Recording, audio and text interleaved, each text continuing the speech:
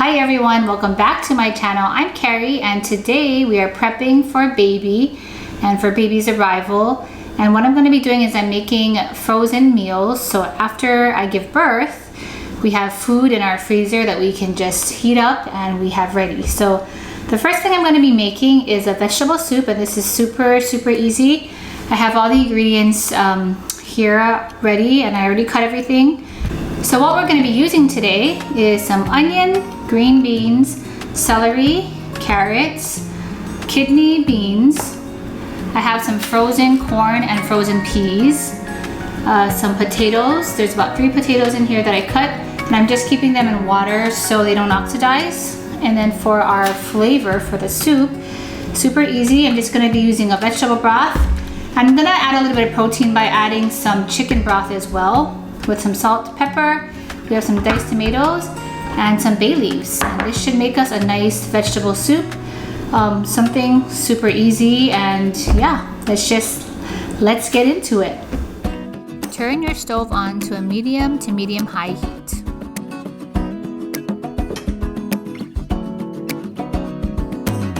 Add in your olive oil and wait till it gets hot.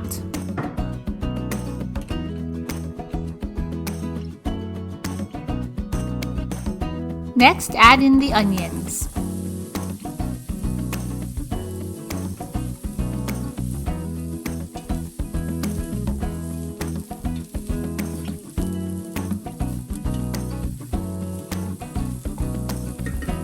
After the onions get soft, then add in your carrots.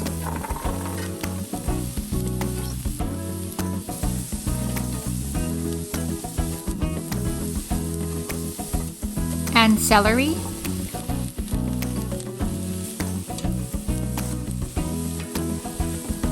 and green beans. This recipe actually called for canned green beans or frozen green beans, but I had fresh ones on hand, so I used those. Can't forget to add salt.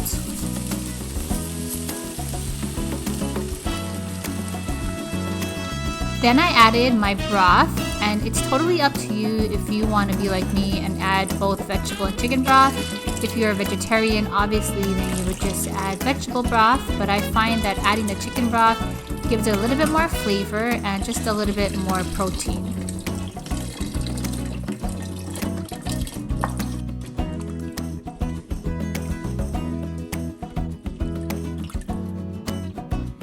Next, add in your diced tomatoes.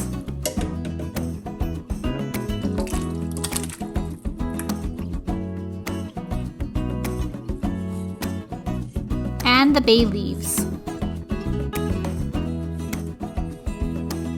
In all my dishes, I generally don't like to add a lot of salt, so I would recommend that you taste along the way, but here I am adding some salt and some pepper.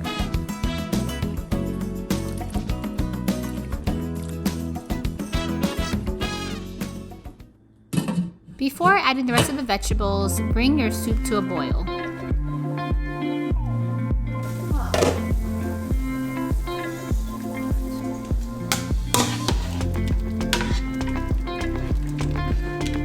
Next, add in the beans and frozen peas and corn, and also potatoes, which I forgot to film, but I like to add them in last because I don't want them to get too mushy. Turn the heat down to low and let the soup simmer for about an hour.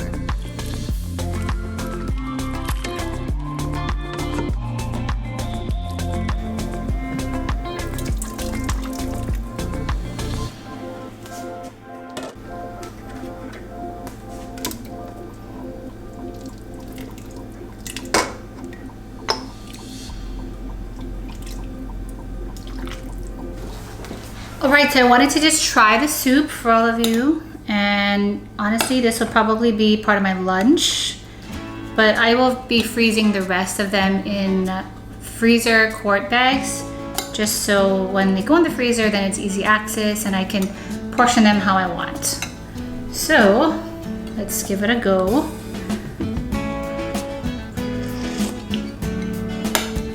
It's very good. It's very hearty. There's so many good nutrients and vegetables in here, which I really like, especially because I'm planning to breastfeed. I'm gonna want a lot of these nutrients in my body after the baby's born. All the vegetables are nice and soft. They're not mushy, but nice and soft. Let me know too in the comments if you have experienced giving birth, or if you already have children, what did you do for food after you gave birth? Did you make meals like this and freeze them, or did family and friends bring food over, or did you just go and buy food? Because I'm curious to know how other people do it, because yeah, it's I have no idea what to expect, and so I'm just trying to be as prepared as possible. But very delicious soup. So the next recipe that we're going to be preparing for baby's arrival after I give birth is more of a breakfast type of recipe or a snack. So this is going to be oatmeal chocolate chip muffins, and I like muffins generally, and I feel like this is an easy thing that both Reed or myself could just grab out of the freezer and toast one up and it'll be like new. These are the ingredients that we're going to be using today. So this includes flour, oats, milk, salt, cinnamon, baking soda, chocolate chips. We have some brown sugar. We have 1 egg, vanilla, and about half a stick of butter. So the first thing I'm going to do actually is I'm going to soak our oats in milk just to kind of soften the oats before we put it all together. And we're just going to keep it in here while I prepare the rest of the ingredients. So after soaking our oats, the next thing that we're going to do is we're going to mix the egg and the brown sugar together. We're going to whisk them together till they turn into like a caramel color.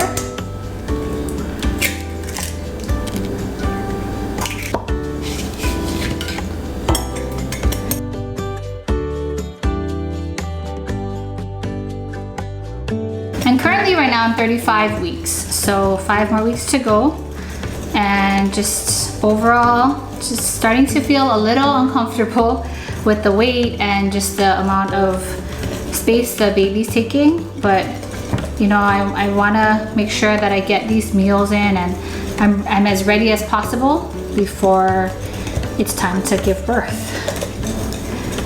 Okay, I'm gonna also now add in, now that this looks ready, I'm gonna add in my vanilla and my butter, my softened butter. I'm just gonna put the butter in.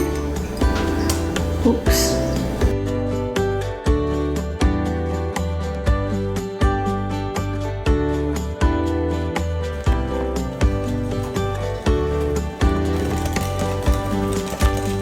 Now I'm gonna add in our dry ingredients, including our oat and milk mixture. And it's okay too if you have a little bit of butter like I do in my bowl. I'm just gonna add it all together.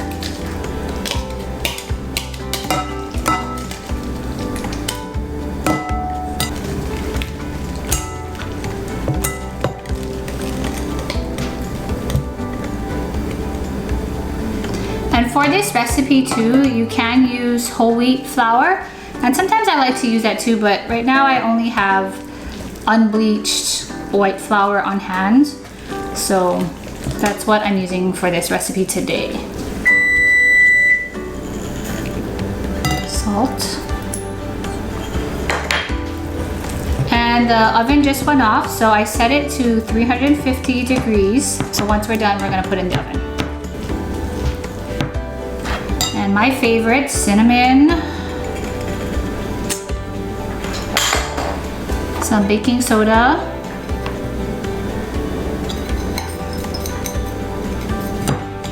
mix everything together.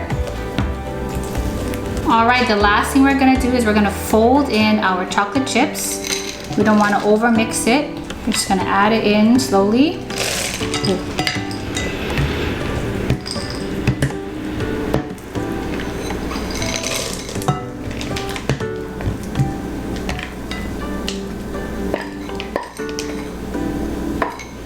And the chocolate chips that I'm using today, it's the Lily's brand. So it's actually, these chocolate chips are, they have stevia in them instead of real sugar.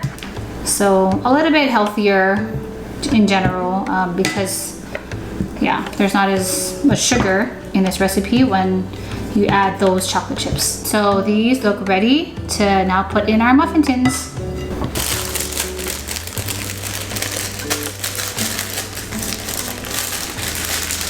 Make sure to grease your pan before you put in the batter. So all I'm using here is a piece of wax paper and butter. And you want to fill your muffin tins up about 2/3 full so they don't overflow.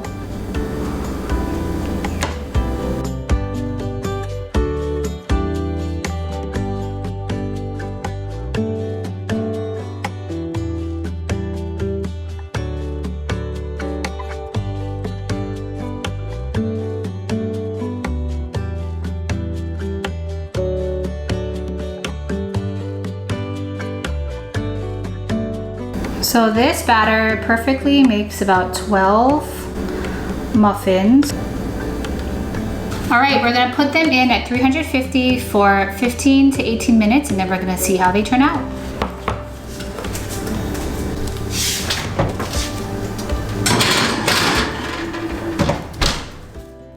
While I waited for the muffins to bake, I prepped my freezer bags by labeling them and putting the date on them. And then when the soup cooled, I dispersed soup into 4 quart-size bags.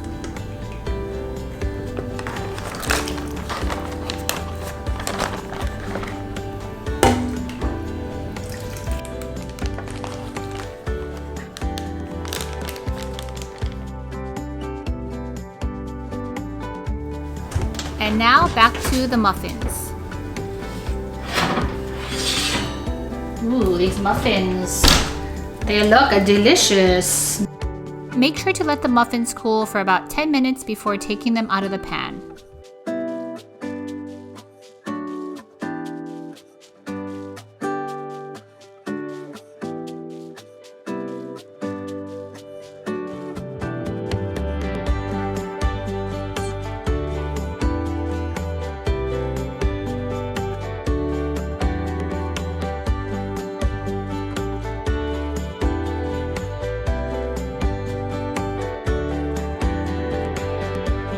So I actually just ate a muffin and I thought it was recording, but it wasn't. So I have to try another muffin for the camera, which is kind of funny because I'm trying to freeze them and I'm not trying to eat them all right now. But I wanted to share with you guys how it tasted because that's part of the video. So anyway, I'm gonna be down to 10 muffins when I freeze them now. But anyway, I'm just gonna try them for you. And I tried one already and it was delicious. So definitely, you know, this is a great recipe and honestly a great snack. But let's take a bite.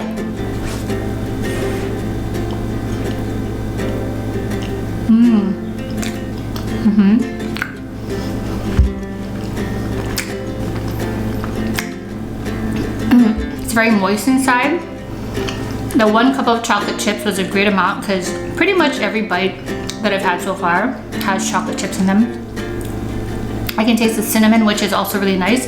I added a little bit more cinnamon than what the recipe that I use recommended, but I just generally like cinnamon, so I can taste the cinnamon a lot too.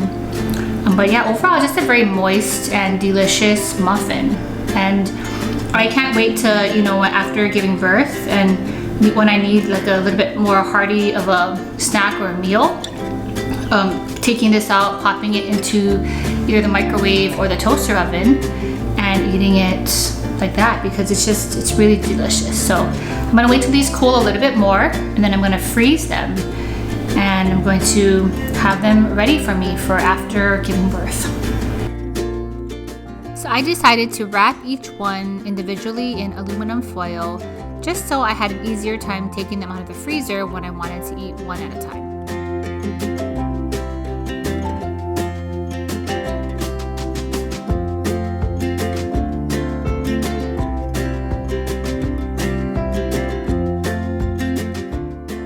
Then I placed them in a Tupperware container and placed them all in the freezer.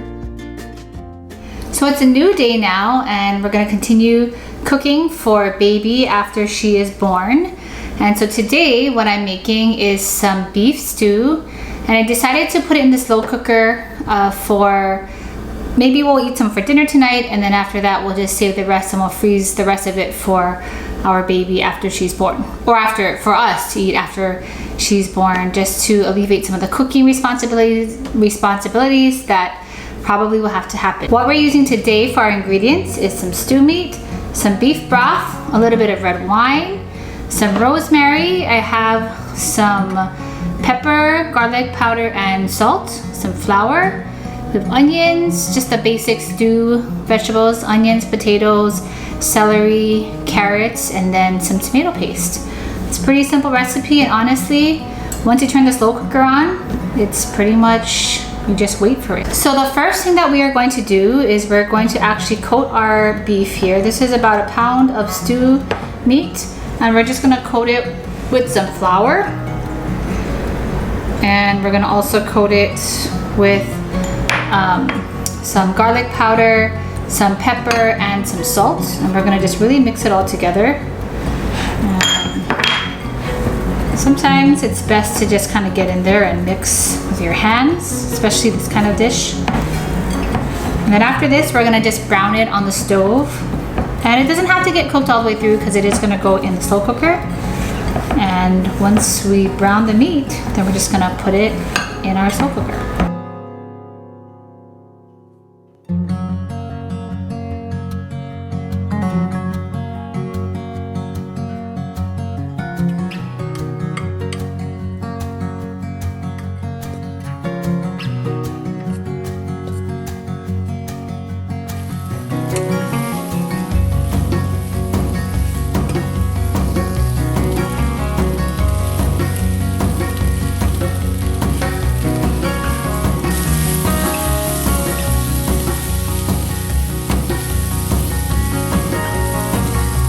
Okay, now that our stew meat is browned, we're gonna add it into our slow cooker.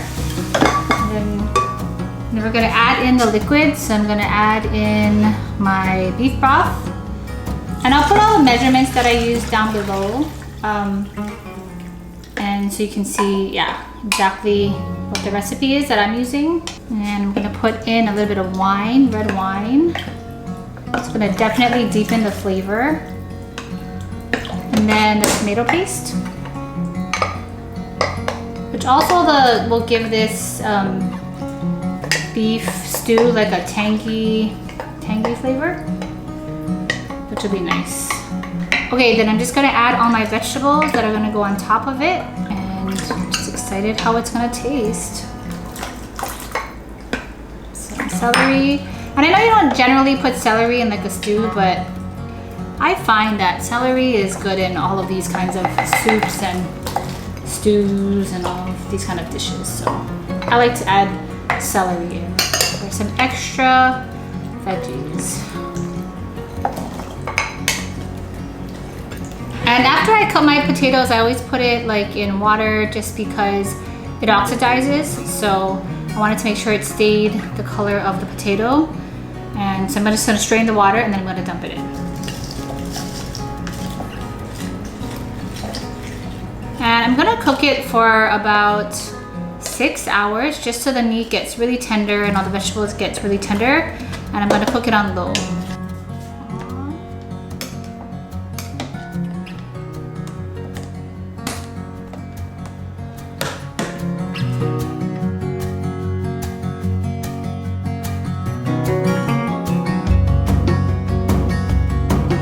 So it's been 6 hours and now our beef stew should be done. So I'm gonna just open it up. I'm gonna see how just do a taste test. And we might have to thicken the broth a little bit. But it looks really, it smells really, really good. It smells really nice. Mix it around. I'm gonna put some of the broth in a bowl here.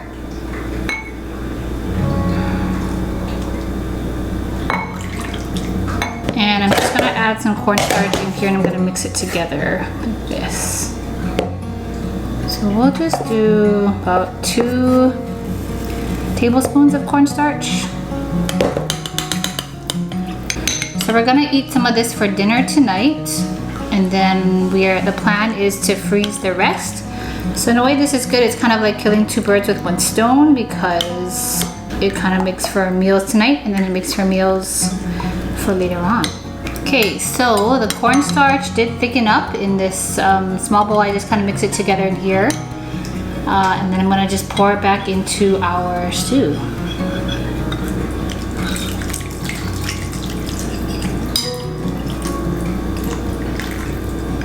I'm gonna ask my husband to come and taste the broth to see how it tastes, because he has a finer palate than myself.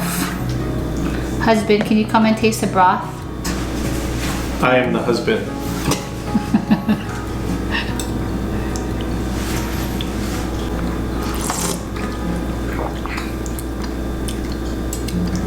Need salt. So he's gonna sprinkle in a little bit more.